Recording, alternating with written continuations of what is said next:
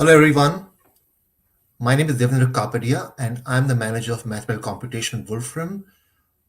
On behalf of the WolframU team and the Wolfram R&D team, it's a great pleasure to welcome you to this webinar on mathematical computation in 14.2. Now, mathematical computation is a vast area of the Wolfram language, and in this one slide over here, I'm going to capture the new release. So we have two rows over there. The first row is the new and exciting features which you're going to hear about today. And the second row over here is calculus, which is, in a sense, our bread and butter. And we strive to maintain our almost 40-year lead in this area. So as regards today's webinar, we'll begin with game theory, a brand new feature where we have so-called matrix games, tree games, lots of built-in games, and this is a new territory that we've conquered for the release. It all began with a problem in polynomial equation solving, the problem of finding Nash equilibria, and that was solved, and we took it from there, and we built this nice framework for game theory, which you'll hear Mark Vicuna talking about in just a short while. Mark is a young computer scientist, a statistician, and even a philosopher. So he's someone who's represents a modern view on things. I encourage you to ask him questions as we go along during his talk and later. So that's the first talk for today on game theory. The other big feature is array algebra. Array calculus algebra is the big thing from 14.1 and 14.2, and we have an expert, Adam Strasbonsky, who will present it. He is the developer for the new function 14.2, array expand, array simplify, and component expand. And this actually fulfills a promise we have made to our users maybe 30 years ago. It just proved very daunting, but now we've done it. And so simple things like this identity from linear algebra now become possible with the new release. So I think we're adding a layer of abstraction which has been lacking for a long, long time. And finally, I want to get to a feature that people love, and it's to do with PDE modeling. Now, PDEs are themselves interesting. Real-world modeling has got its own charm, and then there's geometry. So that's kind of a heady mixture, and you'll see Oliver Rubin Koenig presenting PDE models in magnetic fields. So it's the kind of thing that we've done at high school or middle school with magnets and filings now becomes possible by real-world modeling. That's a great achievement. And the Maxwell equations themselves are so beautiful. So I think Oliver is a great person to interact with, to ask him, Adam and Mark questions as you go along. But I think that the brand new feature, magnetic field modeling, is truly wonderful for this release. So that's for today's webinar. But then there are things we won't talk about in a lot of detail, but there is the support for vector variables in several calculus functions like surface integrate over here. So you can use purely vector variables. That's not only an economy, but it kind of gives more insight into what's going on. So it's a continuation of the project that Adam is going to present today. But I think this is a road that we won't take. Maybe in future we might have it for more applied areas like control systems, etc. But if you have a suggestion, let us know. We've just finished a long program to develop Laplace transforms, almost 5 years of hard work on it. And then we released a course a few weeks ago. And next week, we actually have a study group on Laplace transforms with hopefully a draft textbook for you to learn from. So Laplace transform is kind of done for us from our angle. But the next thing is Fourier transforms. We began in 14.2 with some very nice documentation updates, like the table you see over here from a typical textbook. And we hope to go down the Fourier transform road just as they've done for Laplace transform. But I think that's another core calculus update, Fourier transform documentation, and a few other improvements. And finally, there's much talk about generative AI and AI in general, but and people kind of wonder at the new capabilities. But honestly, there's nothing new for us. We've had Wolfram Alpha for a long time, the best math AI in the world, And when Wolfram Alpha began, I was surprised to see that a function called sum convergence that I wrote in 2007 actually suddenly became very popular because students like to test convergence for infinite series for their calculus classes. And so over a period of time, we made lots of improvements. And recently, the Wolfram Alpha team asked me to make an improvement whereby we'd allow the interval of summation to be part of convergence testing. So you've got two examples over here, 1 over n square. But in the first case, when you were 0, you hit a singularity, so you get back a false. And here you got no singularity, so you get back a true. That's of course just the convergence corresponding to the Riemann zeta function, zeta 2. So we got a really nice mix of things. We'll focus on new features, but the point of such webinars is to give you a chance to ask us questions, give suggestions, make comments, and those really do encourage us a lot. I do pass all your feedback to the R&D director. So I'm going to quickly hand over to the team for presenting their talks. But I should also mention that we have, in addition to the speakers and myself, we have Lewis Britton from the Wolfram Technology Group. Lewis is a great resource for answering questions from people like you. So do ask questions, not just related to today's topics, but anything in general about Wolfram. And we also have Roberto Martinez in the background, who's going to do all the hard work of keeping things going. So we have a really good plan for you today, and maybe it's time for me to stop and let you enjoy the first talk by Mark Vicuna on game theory. Thank you very much for being here. So, what's new in 14.2? Hi, I'm Mark Vicuna, one of the main developers for the new suite of game theory functions coming out with Wolfram's 14.2 release. So, what is game theory? Is it a theory about finding optimal game strategies? The mathematical analysis of competition? A process by which mathematicians take a simple game of tic-tac-toe,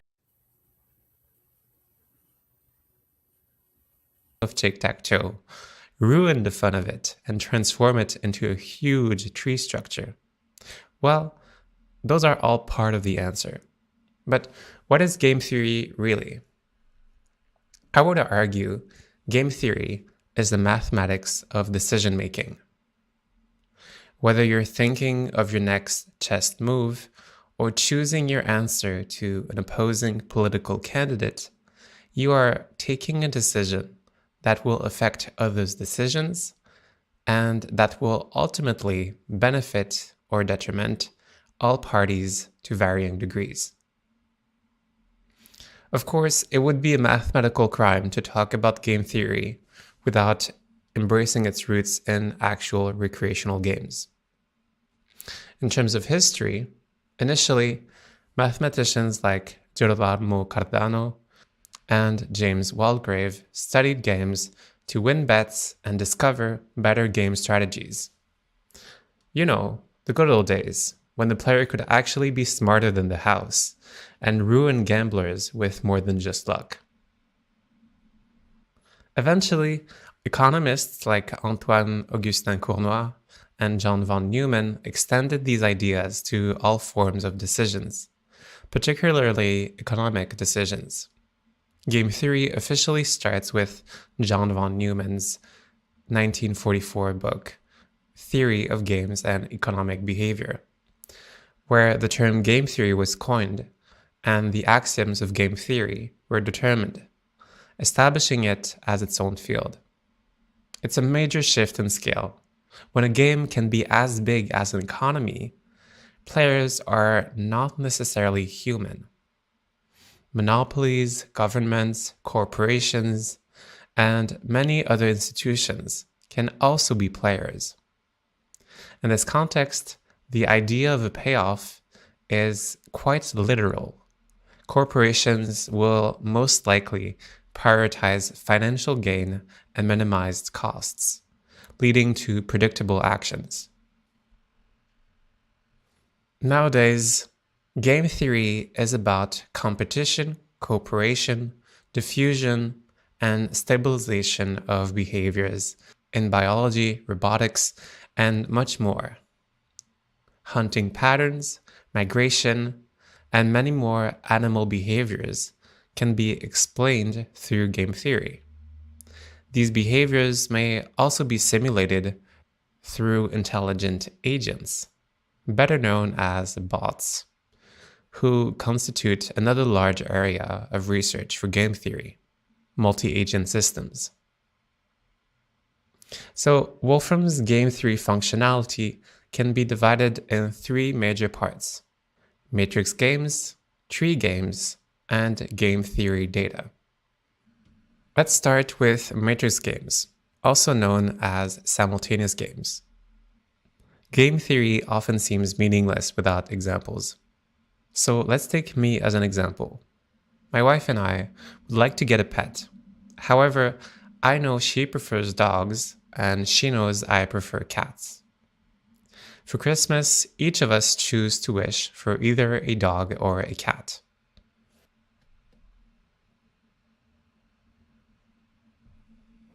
These are simultaneous decisions. Now we can combine those decisions in a matrix game in the following way.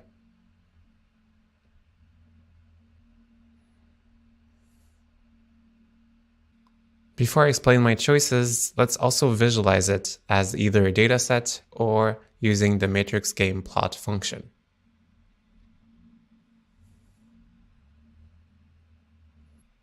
Okay, so we have a better view of things. Here, if we both choose dogs, I'll be happy to have a pet, and she'll be even happier because she has the pet she wanted. If we both choose cats, she'll be happy to have a pet, and I'll be the happier one because that's the pet I wanted. However, if we choose different pets, we'll have to get both pets. And we both hate the idea of having a dog and a cat simultaneously in the house. So what do you think we should do? Any guesses? We can use fine matrix game strategies to get us the Nash equilibria, which can be seen as a set of decisions where all players can't individually improve. Here we can see three different strategies. We could both choose to have a cat, we could both choose to have a dog, or we could both choose a cat or a dog depending on some probability, which equalizes our expected payoffs. We can use matrix game payoff to see the expected payoffs. As you can see, the equalized strategy is far worse for both players. So it makes sense for us to agree on the pet we'll put down in our list. But to me, that doesn't really solve the issue. It feels like we're back at square one, having to choose between dogs and cats. So as a game theorist, I'll change the game a bit. Tree games are also called sequential games, as players take actions sequentially. Again, we both have the choice between writing down dog or cat. However, when I combine choices in a tree game, I have to order them sequentially.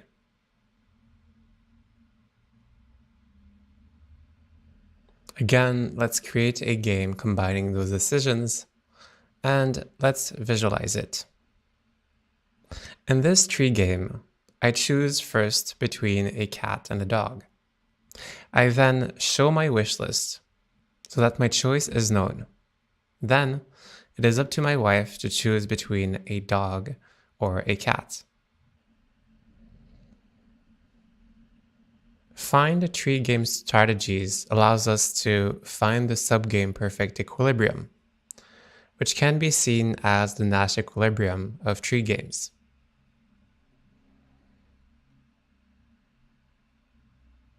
In this case, the strategy proposed is for me to choose cat, and for her to choose dog if I choose dog, and cat if I choose cat. This corresponds to the expected payoffs of 2-1 in my favor, using the tree game payoff function. Clearly, this formulation of the game advantages the first player to act.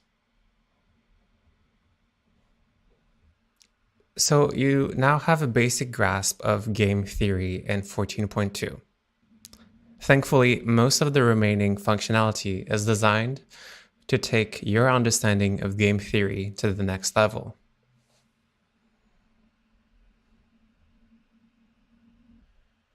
Starting with game theory data, the function has 49 different well-known games that you will encounter when studying game theory. More than just a fixed game, game theory data gives you access to the classes, the description, and the source of each game.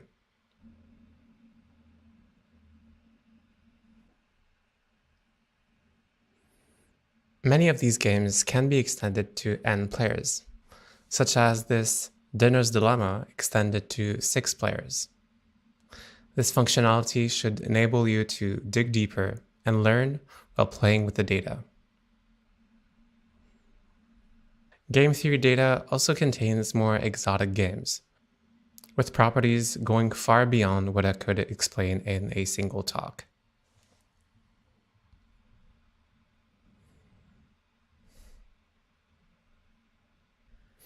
This deep functionality is paired with fine-tuned documentation to enable learning and usability, where all the details of these new objects are explained simply enough for anyone to appreciate and use game theory. The examples follow simple workflows applicable to any game theory tasks. Understand the game, generate it, visualize it, and solve it. The game theory documentation has a lot of these workflows, with almost every game documented with examples and explanations. Of course, all the game theory concepts that were explained in this presentation and much more are explained in the documentation. So what would it actually look like when you'll visit our documentation? Here's the guide page, and so you should have a better idea of exactly what to expect. So as mentioned, first we have matrix games, and second we have tree games. And so for each of those types of games, you have the object itself, which for matrix games implies that any simultaneous game can be expressed as a large matrix. And so you see that matrix structure over here.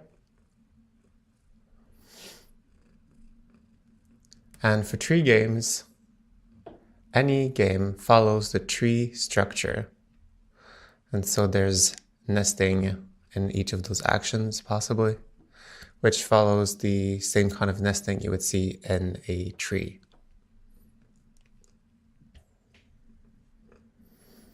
So coming back to the functions, each of those games have plotting functions, matrix game plot and tree game plot. Matrix game plot takes a matrix game as input and a strategy also. Same for tree game plot. It takes a tree game and a tree game with a strategy. Then we have a solving function, find matrix game strategies to find the Nash equilibria, and find tree game strategies to find the subgame perfect equilibria. So we have the matrix game and the specifications. It's worth mentioning that those functions have methods that could be find instance and solve values. You could see find matrix game strategies as an application of our state-of-the-art polynomial solving. So find tree game strategies is a bit different. This relies on backward induction, so this solver is a bit simpler.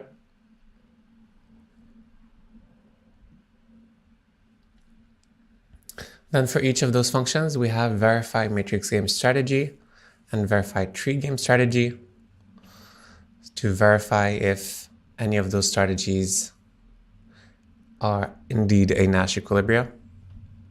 It turns out that this computation is much simpler than the solver, so it's very useful to verify any of those. So it's very useful if you ever want to try to guess optimal strategies, make your own searching algorithm for the Nash equilibrium. Same for verify tree game strategy. Then we have matrix game payoff and tree game payoff. For matrix game payoff, we have different properties, such as, of course, the expectation, but also marginal distributions, multivariate distribution, simulation, variance. As for the tree game payoff, we have different types of adversaries.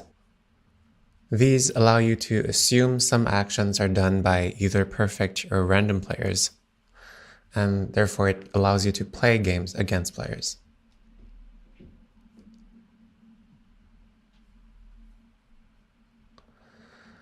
We have two new options, game action labels and game player labels, if you want to label the actions or the players. And of course, our big game theory data, which covers all the predefined games. All right, thank you for listening.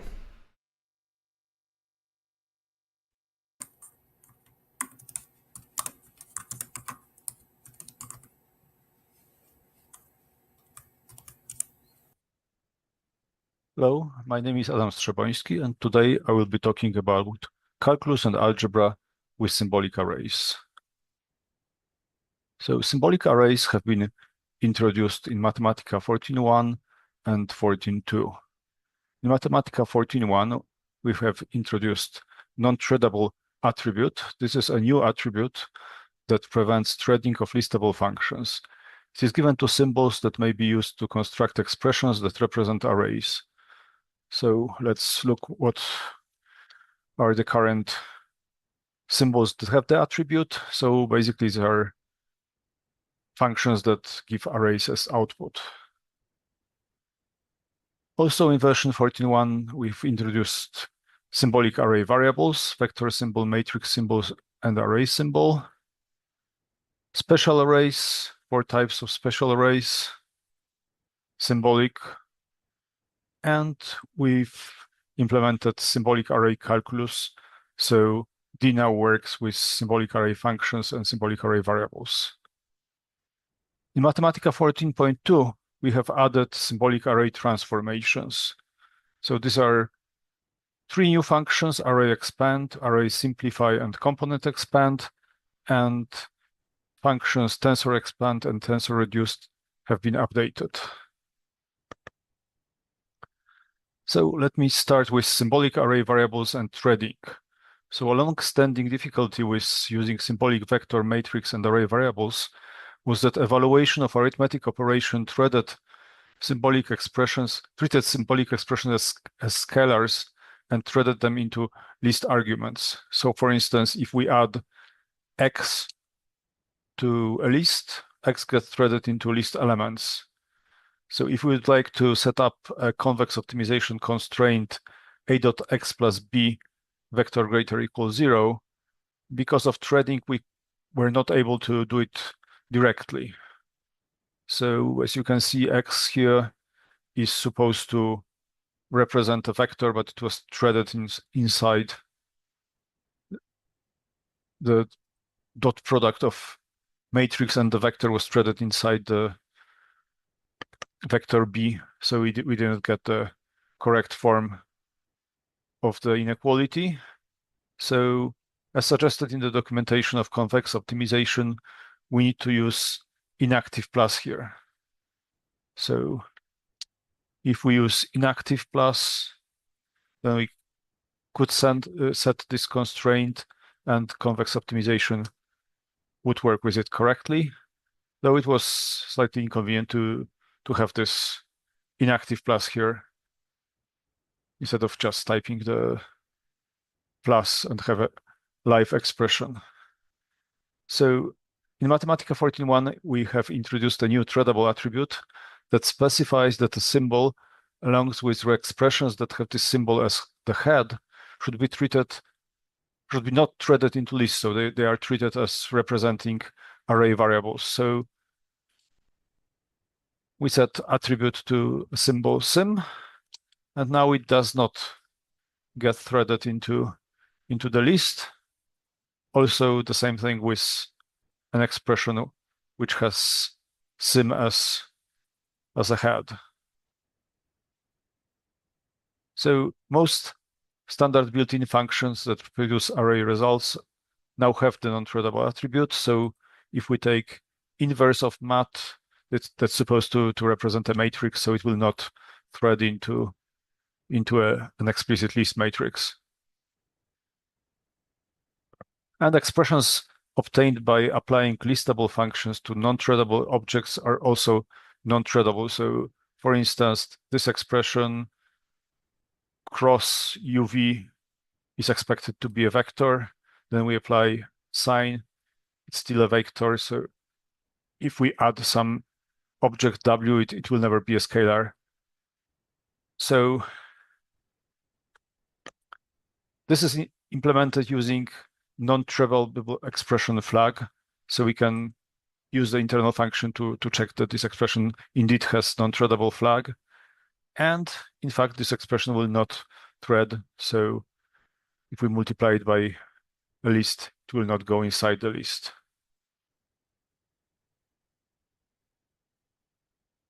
Symbolic array variables. So we have introduced 3 new symbols that can be used to represent array variables. Vector symbol, matrix symbol, and array symbols are new objects that can be used for symbolic representation of vectors, matrices, and arrays. So for instance, this defines a vector symbol with dimension 2, and we can look at the tooltip. It will tell us that it's a vector symbol and it has dimension 2. But it's represented just in traditional vector representation. So the new objects have the non-threadable attribute, so adding vectors to an explicit list vector will not thread. And now we can set up the convex optimization problem directly. So you can see this dot product did not thread into the list, so we got the vector inequality in the correct form, and we can use convex optimization to solve the problem. And array variables can be used in other solvers. So for instance, let's define a matrix variable. It's a 2 by 2 matrix. We can also look at the tooltip to see the dimensions. And now we can solve a system of equations for the matrix variable. Or here, this produces a depth 3 array, 2 by 2 by 2. And we can minimize trace of this array. And here's the minimum.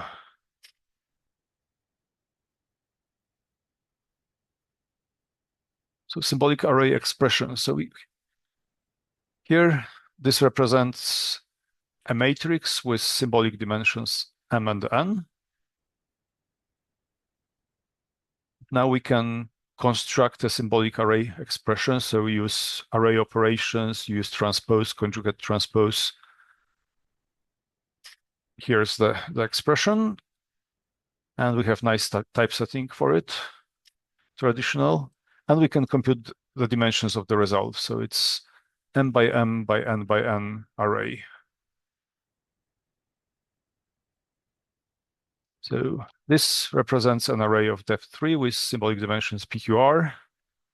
So now if we subtract A from A, it's an array. symbol. So the result should be arrays of zeros rather than just 0. And indeed, our arithmetic functions know that. So the result is symbolic 0 array. Symbolic zeros array represents an array of zeros with dimensions p, q, and r. If we add 1 to symbolic zeros array, we get symbolic ones array. And if we specify numeric expressions, numeric dimensions of this array, normal will produce the explicit list array. So here is the array of ones with specified values for p, q, and r. Array derivatives. So in version 14.1, we have introduced derivatives of array valued functions with respect to array valued variables. So for instance, let's define A to be a matrix symbol, V to be a vector symbol. Now we take a derivative of a vector valued function. So it's a matrix dot vector. So it's a vector valued function of a scalar variable. So D assumes that if X was not defined as an array variable, it's a scalar variable. And here's the result. And here's the derivative of a vector valued function with respect to a vector variable. So A dot V with respect to V. And here is the result. The result is the matrix A. And derivative of the same function with respect to matrix variable now. So it's an identity, symbolic identity array dot vector V. And this is a new transposition format. This means transpose by rotating dimensions by 1. And the dimensions of this are n by n by n. We can compute it with tensor dimensions. So this was a vector valued function. So the first n corresponds to the values, and the two n's correspond to the dimensions of the variable. So symbolic identity array here has been used is the result of differentiating an array variable with dimension dims with respect to itself. So if we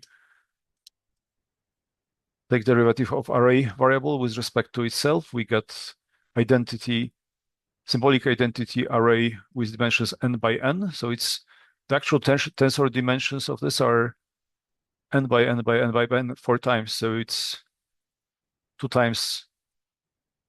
dimensions due to value of the function and 2 dimensions due to the variable. There is a derivative of a matrix valued function with respect to a matrix variable. Again, the result uses symbolic identity array and the transpose in this new format by rotating dimensions. Another special array used to represent derivative is symbolic delta product array. So that's something that will appear in the derivative of total of A with respect to A. So this is the n by n by n array such that its ijkth element is Kronecker delta of ik. So for instance, we can check this for n equals 7. Normal would produce the actual array, and it's indeed equal to table of Kronecker deltas. Now we can also specify the domain of a vector variable. So if we give the third argument to vector symbol, this specifies the domain of the vector. So this is a real vector length n, and variance is differentiable only for real vectors. So we actually needed to use real vector symbol to get the result here.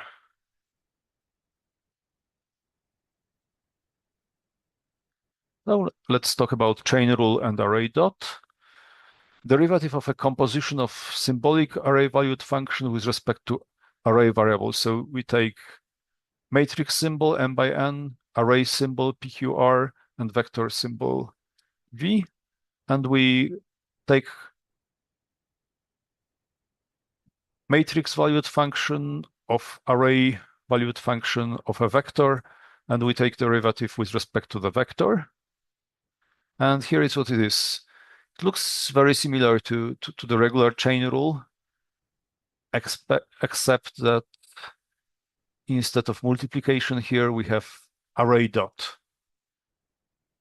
So we look at this, it's array dot of this first derivative of f of g, and then first derivative of g of v. And this says that it's a three-dimensional array dot. So array dot computes the product of arrays a and b obtained by summing up products of terms over the last k dimensions of a and the first k dimensions of b. So regular dot is in particular would be array dot, comma 1. So let's see the tensor dimension of derivative of f of g is a depth 5 tensor. This corresponds to f, this corresponds to g. Then tensor dimensions of derivative of g evaluated at f has depth 4. These are 3 dimensions corresponding to g and the dimension corresponding to v. And so tensor dimensions of g will be, we sum up along these dimensions, so they will be mn and k. And the tensor dimension gives us this. So let us show an example. Taylor approximation. So we find the first 3 terms of the Taylor series of inverse A at point C equal to identity matrix of dimension n. So A is a matrix symbol. We take F to be inverse of A, and C is a symbolic identity array of n. So the first term of the Taylor series is just evaluation at the center. So here it is, inverse of symbolic identity matrix. We can simplify the result with array simplify. This is a new function in Mathematica 14.2. So the first term is, as one might expect, identity matrix, the inverse of identity matrix, identity matrix. The second term will be f prime of c, array dot over 2 dimensions of a minus c. So that looks quite similar to what it is for Taylor series of scalar functions, except that we have array dot here. And here is the result. Now let's simplify it and dot it with a minus c. Here we got quite nice simplification of this formula. And the third term is 1/2 of second derivative dotted with a minus c twice. So here is the result. Quite large expression. We can get it simplified to slightly smaller form using array simplify. And now let's compare order 0, 1, and 2 Taylor approximations for n equals 7 and a with random entries within 10 to the minus 10th of the 8 entries of the identity matrix. So here is the 0th order approximation. As one might expect, it's up to 10 to the minus 10th. Now, first order approximation approximates the value up to 10 to minus 20, and third order approximation up to 10 to minus 30.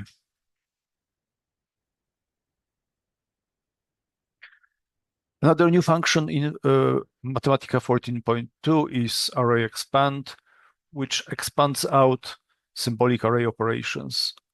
The function makes use of multilinearity of array operations, as well as of numerous array, matrix, and vector operation identities.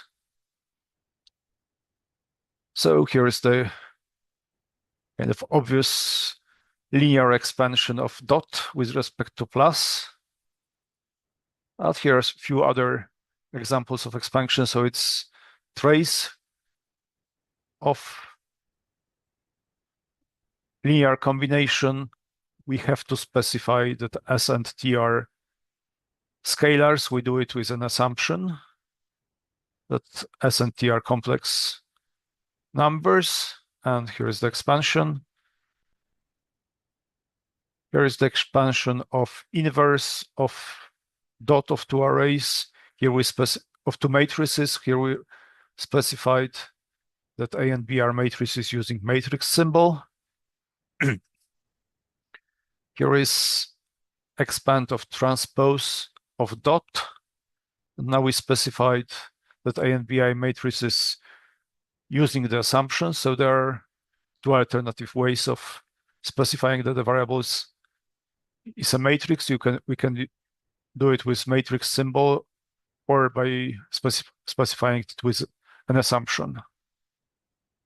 And here is an expansion of determinant of 3 times a matrix. See, because matrix symbol has built-in dimension, we could use the dimension n here and get this result. And here's a slightly more complicated expand of dot of cross.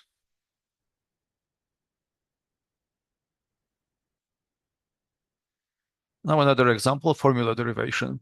So we derive a formula for the gradient of the least square cost function. It's an example from Mathematica Stack Exchange Post. So here, let's define x to be a matrix, y to be a vector, and theta to be a vector. Define the cost function. Compute the gradient.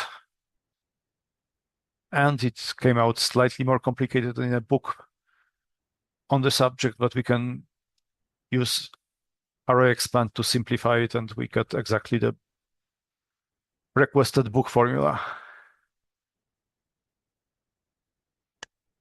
Another example, we can prove linear algebra facts using array simplify. So we define u and v to be vectors, and a and b to be scalars. We can encode scalar as an array symbol with empty list of dimensions. And what we are proving here, that any linear combination of 3D vectors is orthogonal to their cross product. So we take cross product and dot it with a linear combination of vectors. And now we can simplify it and we get 0. So indeed, we have proven that it's orthogonal. Another thing we prove here is that determinant and trace are invariant under matrix similarity. So we define 2 matrix symbol, and matrix B is a matrix similar to A using the matrix P. And we can simplify determinant and trace of B, and they are determinants of and trace of A. So it's indeed matrix similarity doesn't change determinant and trace. Finally, we have another new function in Mathematica 14.2. It's component expand. Component expand expands out symbolic array expressions in terms of indexed components. So this gives us a vector as a list of components. Here is a matrix expression, determinant expanded. Oh, okay. Now we need to clear A and B. Otherwise, we are getting something strange. So here it is. With symbolic A and B, we take the determinant of A dot B, expand it in terms of coordinates. And here is expansion of a vector inequality in terms of coordinates. And finally, an expression that's dot product of symbolic ones array and a matrix symbol.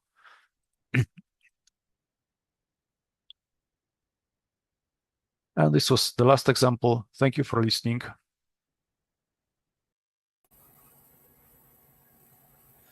Thank you, Adam.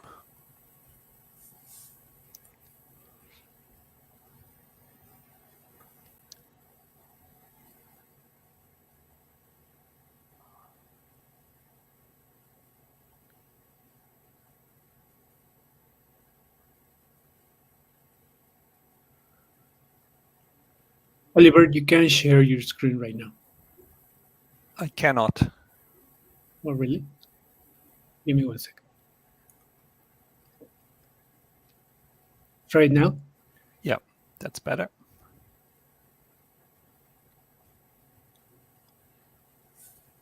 Okay, so that's better.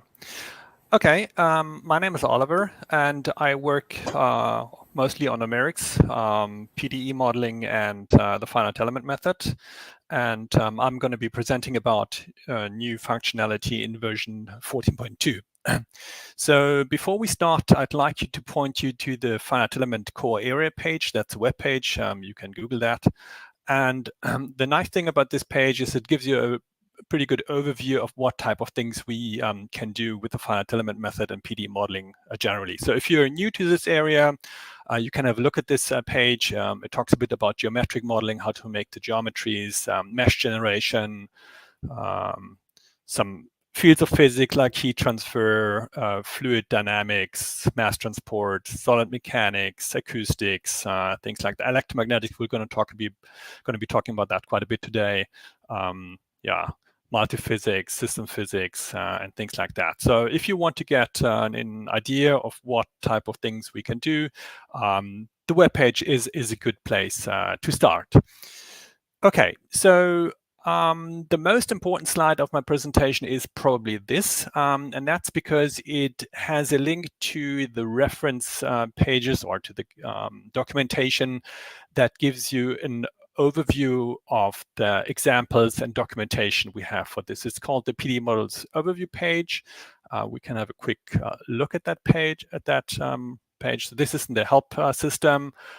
Gives a short introduction, and then again, all these fields of physics that we've seen on the web page are also mentioned here: acoustics, electromagnetics, fluid dynamics, etc., physics, structural mechanics. So, and these pages are always organized in the same way. So you have the initial thing is a guide page. It talks about the functions that are available, talks a bit about the monographs that are available, the models that we have, and maybe one last thing is, so if you want to do, for example, heat transfer, you're looking for a 3D example, you can look at this list and say, okay, joule heating, laser welding, and this multi-layer heat transfer, those are 3D examples. You could look at those to get a start.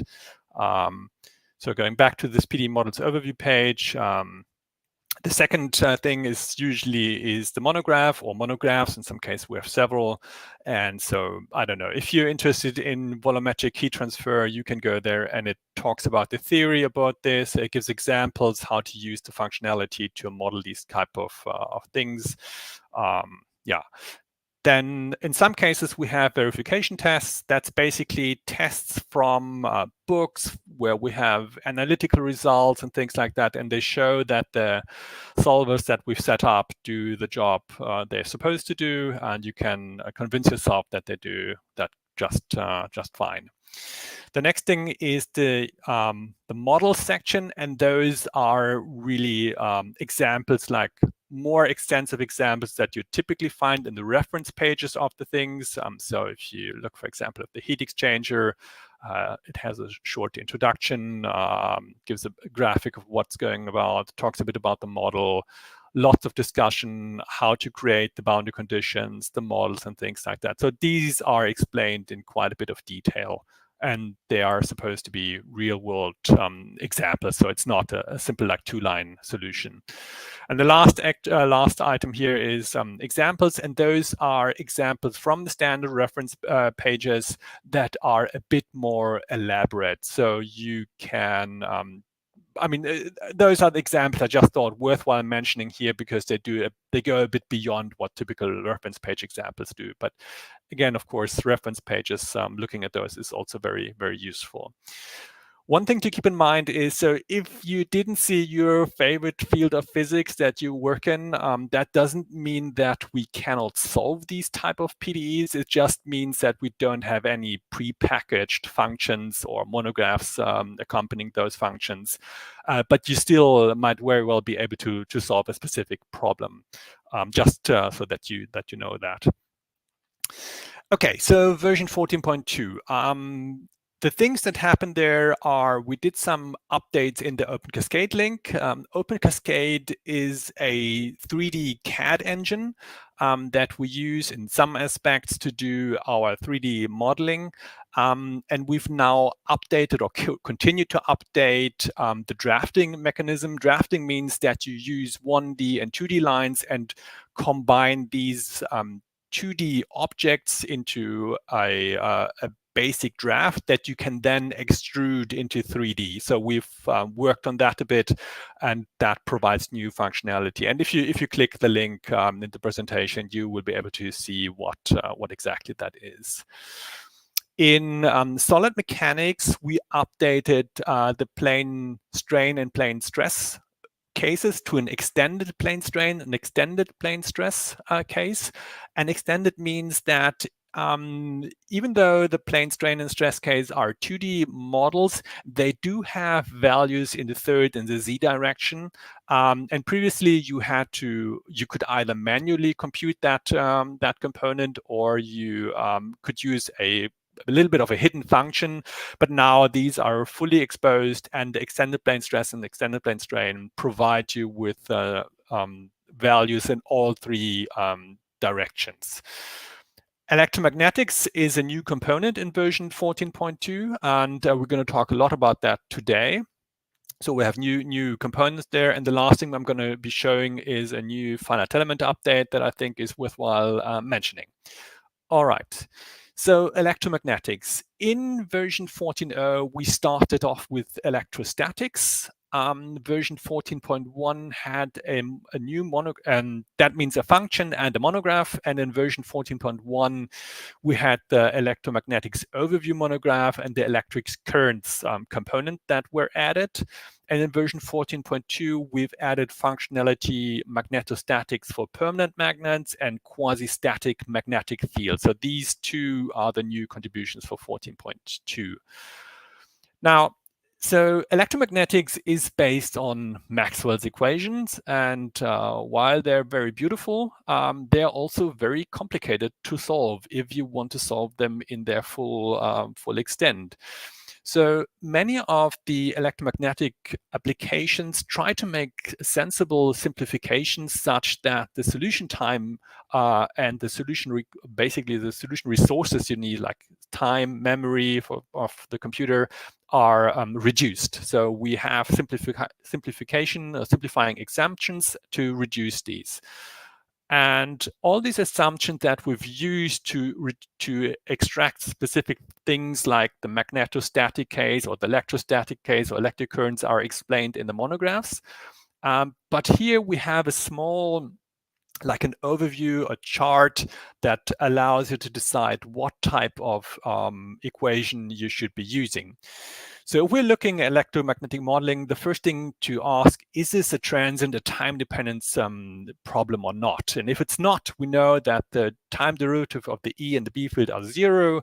Then we can decide, do we only look at the electric field or only at the magnetic field? If we have the electric field, we can decide what constitutive relation we want, and we might get to the electrostatic PD component. or the electric current PD component. Now, in version 14.2, we've added these components, so the magnetostatic PD component and the magnetic PDE component, and that covers basically all non-transient cases. For the time-dependent case, you typically look a little bit at the size of the object compared to the wavelengths, and if that size of the object is smaller to the wavelength, we're in a low frequency, in a quasi-static state.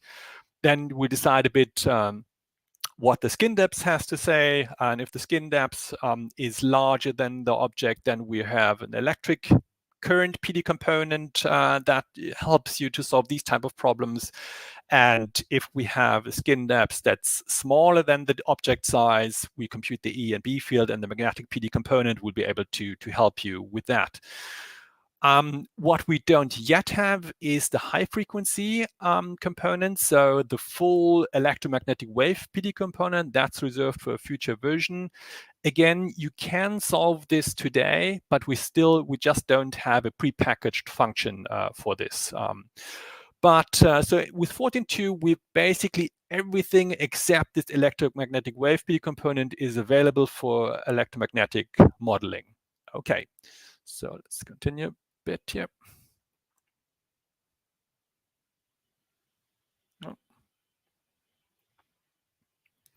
Right, magnetostatics. So again, there is a guide page with the boundary condition and the function names. The function is a magnetostatic PD component. The boundary condition is the magnetic potential condition and the magnetic current density value. We can use this function in 1D, 2D, 2D axis symmetric, and 3D models. It's a stationary model. You can create a time-dependent model of it, but it's not quite sure what you'd use it for. It's a magnetostatic case. And the dependent variable is this vector potential Vm. It's a magnetic potential. That's the dependent variable. It's a scalar variable. It's a scalar equation. And the important thing is magnetostatics is always set to 0, so you don't have any external currents. We'll get to that in a second, or in a few minutes, actually. All right, here's an example. So we load this pre-made geometry of the permanent magnet. So we have an iron coin, or actually this is only a quarter of the entire geometry. So you'll imagine this part is reflected, and to the bottom, we also have an extent. And we import this geometry. So this was created with the Open Cascade.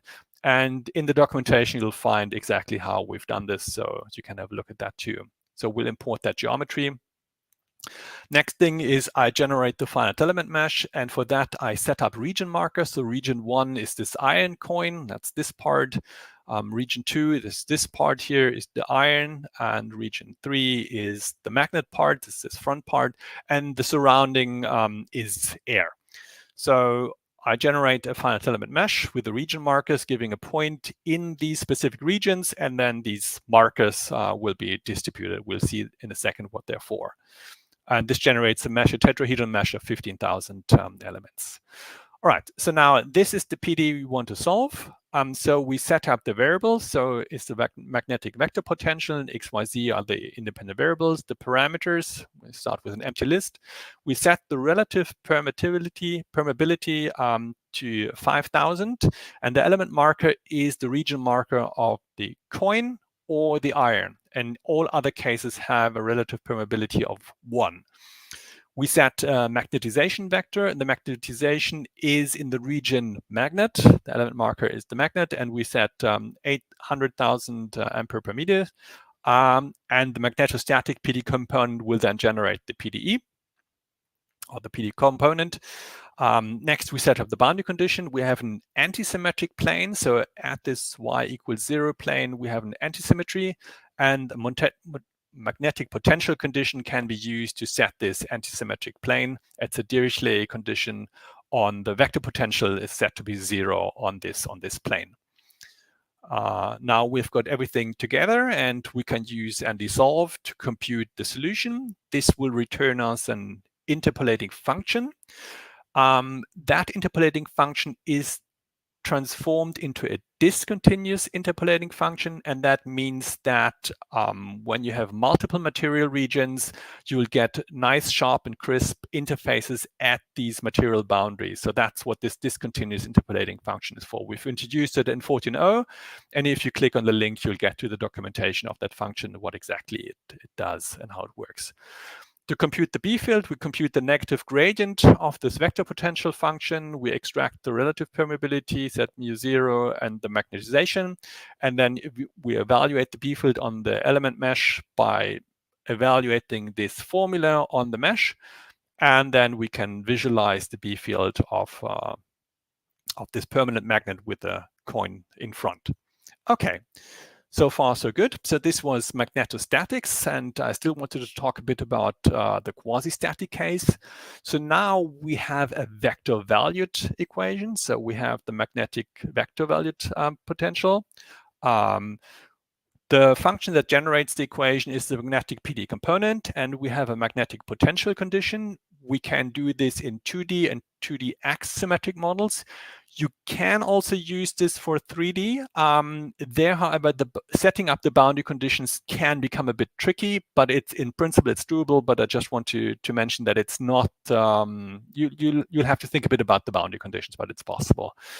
And here is the function where we can have external currents. So if you ever have any magnetic cases with external currents, you use the quasistatic magnetics case.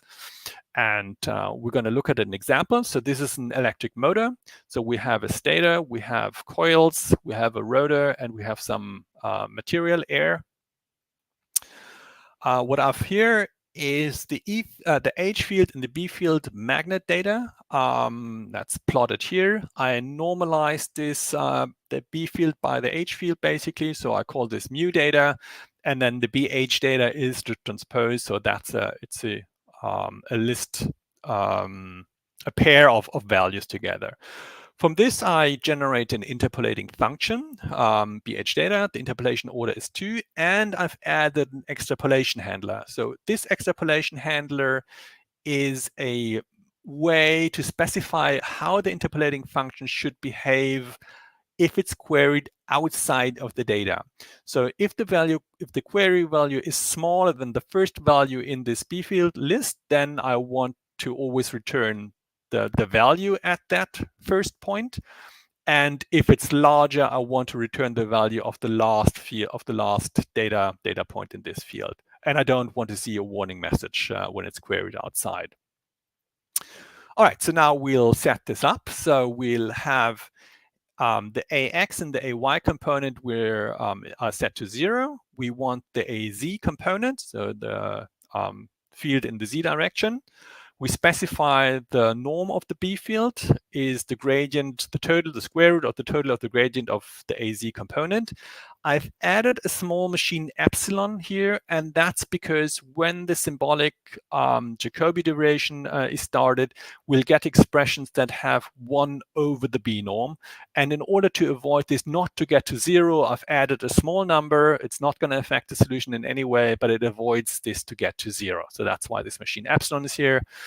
And we set up mu0 and mu-r, and that's now the interpolating function evaluated at the norm of the B field divided by mu0, and when these element markers are true. So this is in the coils.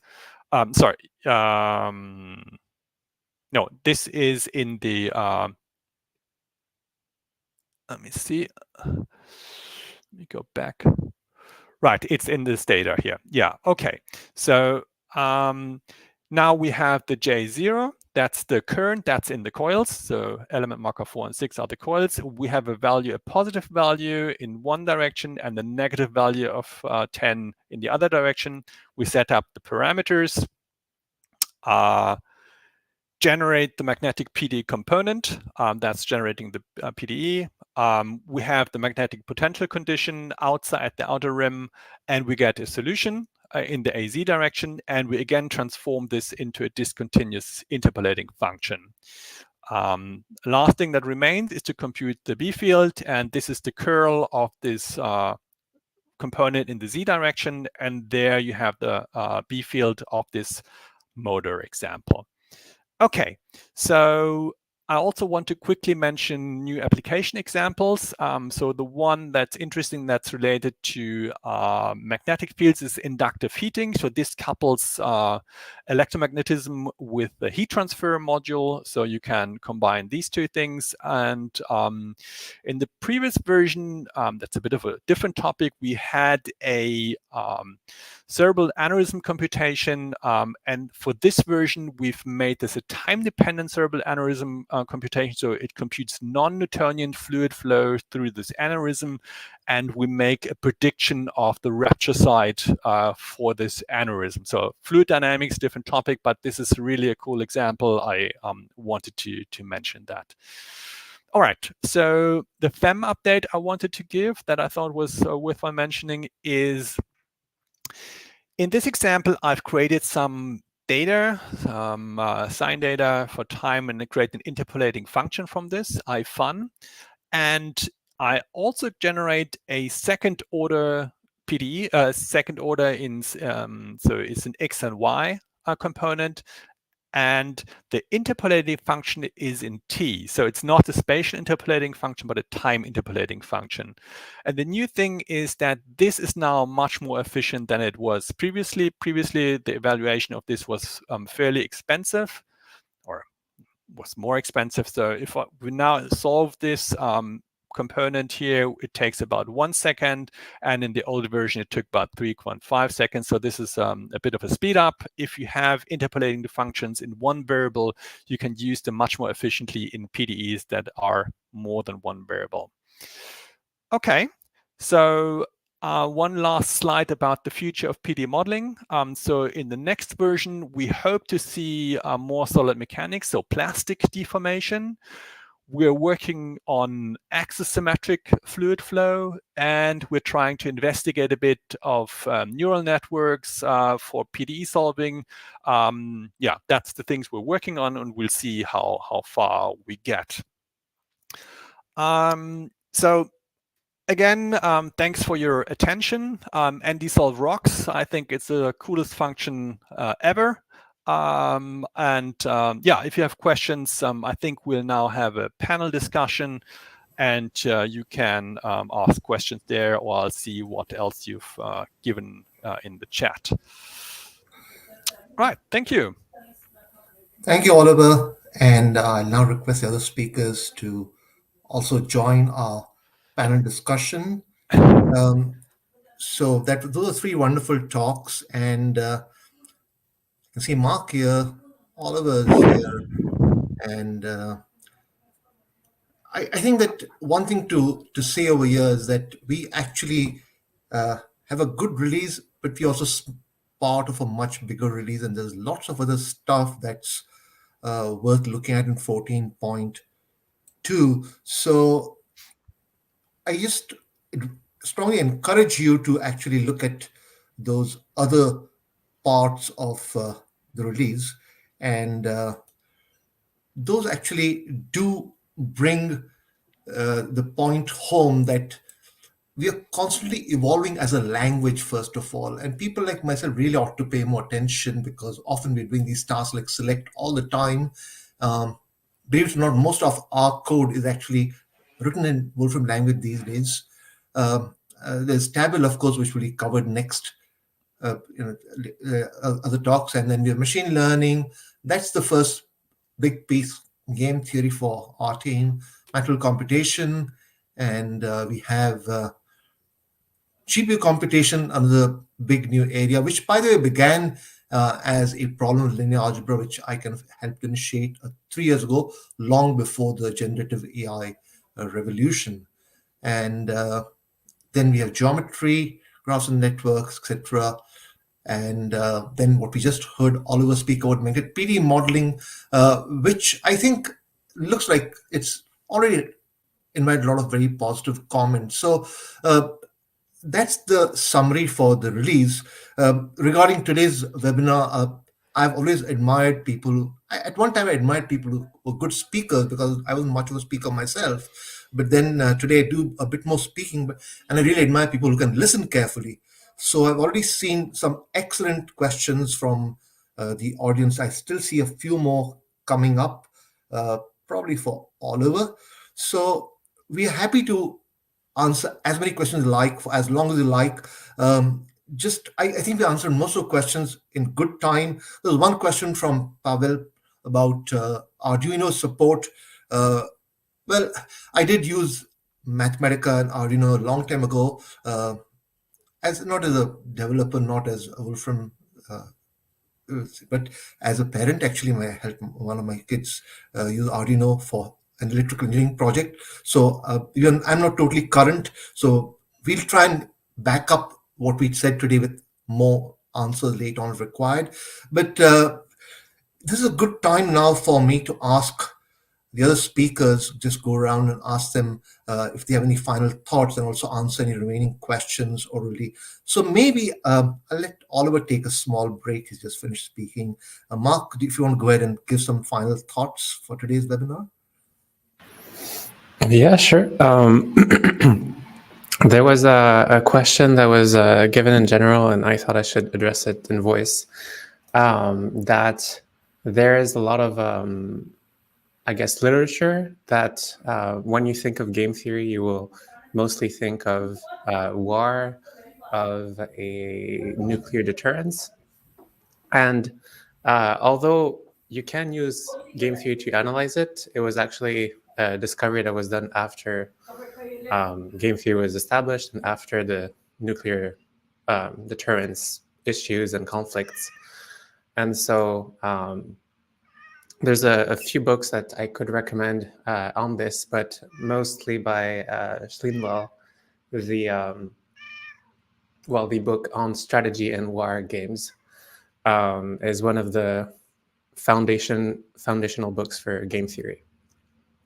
So yeah, I just wanted to address this little bit of tidbit. I know we have game theory is one of those areas that is a bit out there and a bit different than our PDEs and so on. But I think we can see from these presentations that we're moving toward the right direction and we're making progress in large fields of mathematics, and we hope to continue to do so.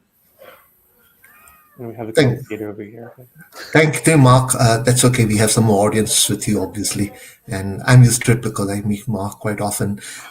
So maybe Oliver is now ready to say a few words about the PDE modeling and where he thinks things stand. Go ahead, Oliver. So, I mean, we've been working on PDE modeling for quite a few years by now, and I'm always keen to interact with people that that make use of it. I had many interactions with customers, and I thoroughly enjoy those. And many good ideas actually came from things customers wanted to solve. So if you have a preference for a specific field, drop me a line. I'll see how we can schedule that up and things like that.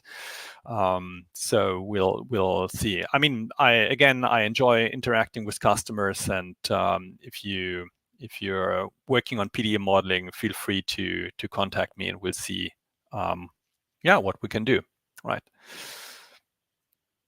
Okay, I don't see Adam here. Adam, are you here by any chance? Yeah, I'm here. I just don't have camera. That's okay. Well, Adam, I think is one of the people who works quietly, but he's the deepest probably of all of us. So yeah, always a pleasure to listen to him, and he doesn't make mistakes, as we all know.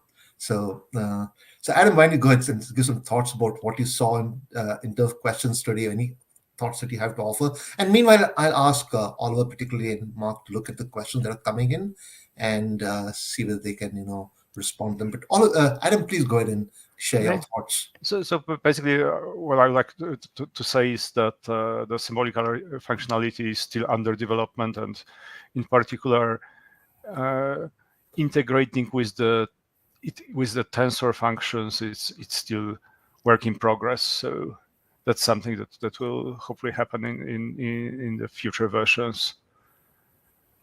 Maybe I can quickly chime in there too. So, I mean, maybe some people know that we have hyperelastic material models also for solid mechanics, and these are in principle heavy users of these array functions that Adam now did. And at some point in the future, we'll update them to use the new functionality that Adam now provided.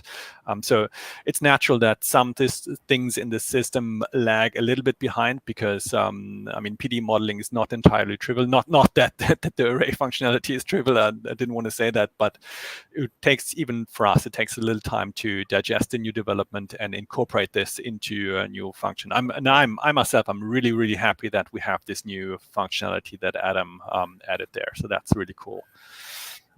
Yes, I agree, and I think that we already had one suggestion for having a control systems functions use the new matrix symbols, etc. Because there are large systems of differential equations. You need a compact notation for the solutions, etc. And I think we now have the language to express larger problems. The problem with Mathematica has been, first of all, getting the compute power, solving large problems, then having the right language, the right modeling language. And although Adam may not think of it that way because he's got a more general framework in mind, we actually do have a lot of, ideas for how to use what he's done for real world modeling. Okay, I'm going to ask Adam if he's got any other thoughts for now. And Oliver, I do see, if you want to comment at any of the questions that came because you spoke last, go ahead. Adam, go ahead if you have any final thoughts before I hand back to Oliver. I see one more question about implementing a cross product as matrix multiplication. So we sort of make a distinction between vectors and 1 by n arrays. So that's why it's not implemented this way. So that's what. Okay. Thanks. Other than that. Yeah.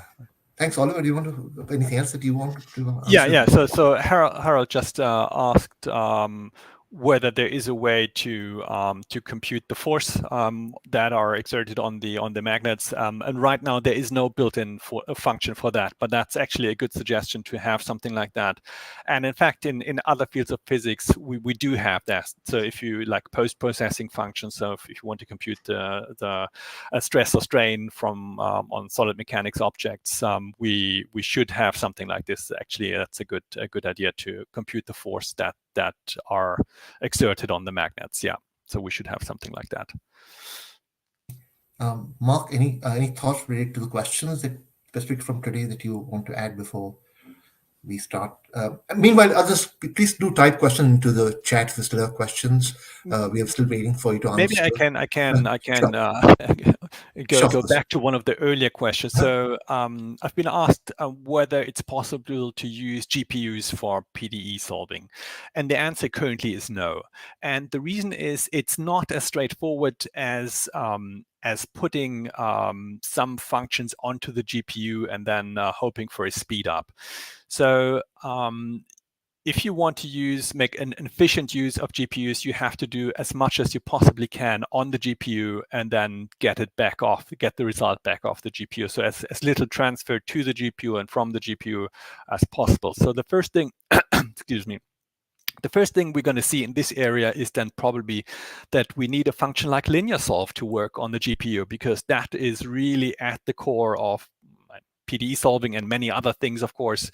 So once that is done, then we can start thinking about doing more stuff on the GPU. Yeah, but I Devendra, correct me, but I think we are working on GPU support for linear solve. Yes, exactly. And yeah, good. And that's where it all began, by the way. So we do already have some support for linear solve in GPUs, and it began with some other libraries which before the current storm from NVIDIA on the GPU side.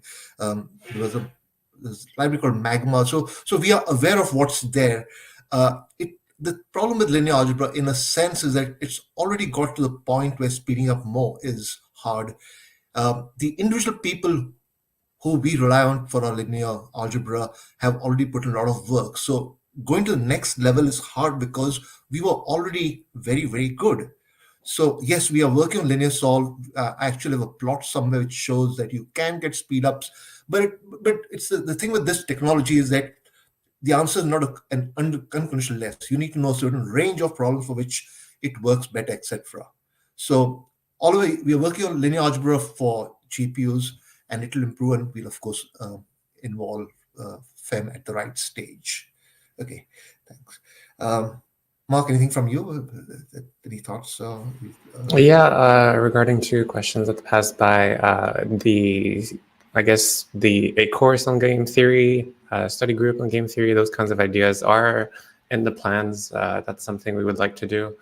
Mind you, this is not something we have started even, so it is in the plans, but it won't be very soon. But yeah, of course, we plan on growing this game theory functionality to even more than just Nash equilibria in terms of optimum. And so we plan to, this is like the first round for this new branch, and we plan to develop it more.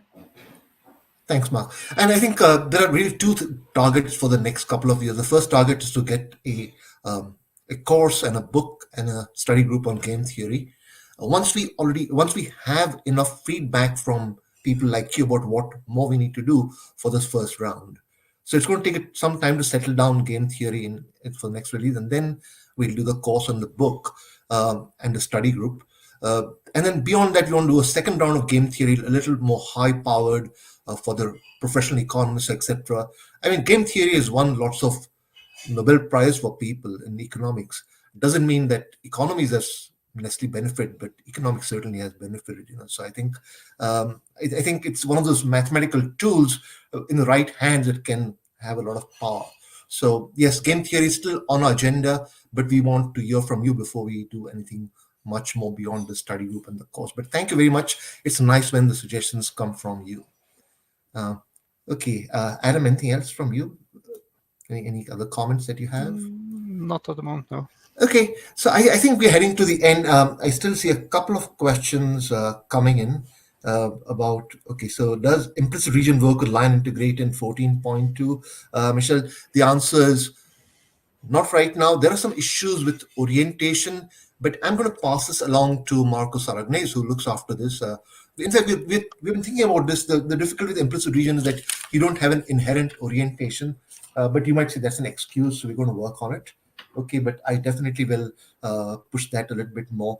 It certainly helps to have that facility in line integrate. So that's a good suggestion. Thank you for confirming that you would like it. Okay, and right. So I think, okay, so we have another question from Carl Hahn, which about notation. Okay, right. Maybe you can explain a bit more, Carl, about what that the notation gap is. But I see, maybe it's already been answered. So, Adam, anyone, if you want to comment on those questions, that's fine. But I think that yes, notation is quite a bit of a problem in general for us. Like I mentioned, even the array notation is now valuable, but we need to make sure that it gets propagated everywhere. Okay, then I think we're heading. We deliberately kept the webinar a bit short to make sure that you have enough, but not too much of talking from us. So I'm going to close in a minute or two, unless we see lots of other questions coming in. Okay. So, oh, I see. The question is about from Carl. Maybe Mark can respond to that about bridging the notation gap of game theory. Yeah, I think maybe to try to answer that, it's true that classical game theory, like how you see it in textbooks, uses lists, uses many different devices that is kind of difficult to express, let's say, very high multi-dimensional games. As soon as you break into at least 3 players, the usual textbook notation kind of breaks down. So we're trying to alleviate for that in our own ways. So I think there's a little bit of learning to do with our own functionality, but we think that our functionality actually allows for clearer representation of games, especially matrix games, than what you would see normally in the textbook. That said, I think we try to make the bridge as close as possible within our documentation. But of course, if you see problems or potential confusion in those different notations, you're free to let us know and we'll correct it. Sure, absolutely. And I think that's the whole point, that I know the textbooks have a very different way of doing things sometimes, but I think we are not restricted 2x2 games, etc., etc. So our framework is a bit more general. We have looked at game theory. I should mention the reason for my interest in game theory was that it was the final chapter in the course on finite mathematics, and we didn't have the functionality, so I decided to do it. I haven't gone back, but definitely we should do that as well. So thank you, Carl, for all those questions. And right, I think this is a general problem. How do you go from a word problem to code? Well, that's exactly, I think, what the LLMs are trying to do. So the hope is that very soon we'll have a system whereby something like the notebook assistant can be used to generate the code required to solve a word problem. Wolfram Alpha already does that, but I think it's somewhat limited in language. It's a small language model. I think the large language models are much better at that. So my hope is that in the next 6 months or so, we'll challenge the LLMs to solve our word problems for us. If that works out, they are better equipped to do it. That's just my 2 cents on it. But I think maybe it's time for us to wrap up and pass back to Roberto to close the webinar. But thank you all very much for all these questions. Thank you to the speakers for a wonderful job today, to Louis for answering questions. And I'm going to stop speaking so Roberto can have a chance to take over. Thank you. Thank you. Thank you. Wonderful. Many thanks to Devanda and his team for these magnificent talks. And thank you, Luis, for helping with the Q&A. And of course, thank you to our kind audience. That's all we have for you today, but please stick around. We have an after event survey that I'm going to share with you right now. The link should be popping up on your screen at this moment. And remember, next week we have the third talk in our new Info 14.2 series, Introducing Tabular. I'm showing in the session in your screen. Introducing Tabular is a brand new feature that we are excited to share with you. As usual, you will receive a recording of today's webinar along with a link to register for future sessions. In case that you are not already registered, that's all we have for you today. Enjoy the rest of your day. It was our pleasure to have you here.